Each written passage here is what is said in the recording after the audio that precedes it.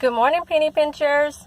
For those of you who do not know who I am, my name is Tarika Pearson, also known as the Penny Pinching Boss. It's that time again. I'm back for another morning moment of truth. And today I'm going to talk to you about how patching will not solve your problems. Patching will not solve your problems.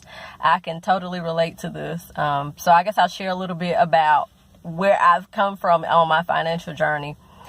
I can remember a time where I was always patching my problems, just trying to find a way to get through the situation, but not to be made new when it came to my finances. There was a time where I couldn't even make it from paycheck to paycheck. And I'm sure there's some of you probably out here that can relate to what I went through. But trust me, hold on, stay focused, put your faith to work, and put in the work. And I promise you that you will overcome this situation. But when I was in that place where I was living paycheck to paycheck, I was always patching my problem. I knew I did not have enough money to make it through. But instead of maybe getting an additional job or trying to cut back on some of my expenses, I just would go do things such as go get a cash advance or a payday advance. Or I would go get loans, or I would put money on credit cards. I would do things like that because all I wanted to do was get through that situation. Like I said, but I did not want to be made new when it came to my finances. And at some point, as you continue to patch, you're not going to be able to sustain it. The patch is not going to hold up. It's going to fall to pieces because it's not going to be able to sustain itself. Because you can only patch for so long before it all comes tumbling down. That's why I'm here to tell you today that patching the problem is not the answer. Per usual, y'all excuse me, my nose is always sweating.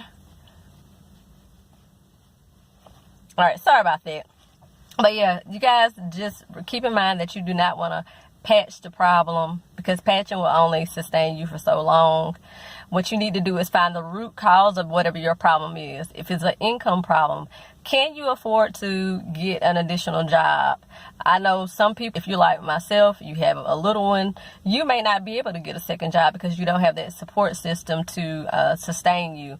But now, in comparison to where I was, I think this was like 7-8 years ago, there are so many opportunities for you to work remotely. So you may be able to get some other ways to get additional income, such as working from home. For example, I just took on another position working remotely. So you may want to consider looking into some positions with a company such as Amazon. And I know Amazon just made a huge announcement that they're raising their minimum wage.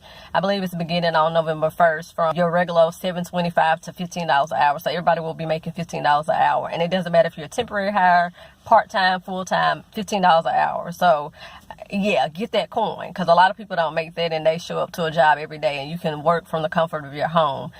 American Express is another company that allows you to work from home. And both these companies, they do provide you with the computer that you'll need. However, with Amazon, they do not reimburse you for your internet. But the last time I checked with American Express, they do give you a stipend up to a certain amount. I think it may be like $50 or something like that. So those are two companies that will allow you to, instead of patching the problem of having a lack of income, you can work comfortably from home without having to worry about getting that additional child care. Hopefully your kid is calm enough to where if you maybe for an hour or so you have to work, they can kind of chill out and just watch TV or something like that while you work for that hour or two before you put them to bed. Another thing that I dealt with when it came to patching a problem, I didn't realize that I was just spending money just unnecessarily, just buying stuff I didn't need to buy. And it took me a while to realize that my root cause for that was I was shopping out of emotion just because I needed something to make me feel good and to make me happy with myself. And once I realized that was the issue, I was able to take control of my shopping. So I had to quit patching that problem of wanting to feel good about myself by going to buy new shoes or getting a new outfit. And I had to find peace with myself and being happy with who I was and what I looked like. So I hope I didn't talk you guys' head off. I just wanted to share a little bit with you about my journey and where I've come from as it relates to how I've been able to overcome patching a problem just to get through to being in a place where I can recognize the root cause of my issues and my problems, and actually being able to become new when it came to my finances. So today, keep in mind, we're not going to patch the problem when it comes to our finances or anything else in our life, because as we all know, any problem that we're patching, it may not have anything directly to do with our finances, but it tends to impact our finances indirectly. So no matter what that issue is in your life, whether it's directly or indirectly related to your finances, quit patching that problem up, find the root cause, and quit just trying to get through. We want you to be made new in your mind when it comes to your finances. So that is all I have for today. It's the Penny Pinching Boss signing off. You guys have a blessed day.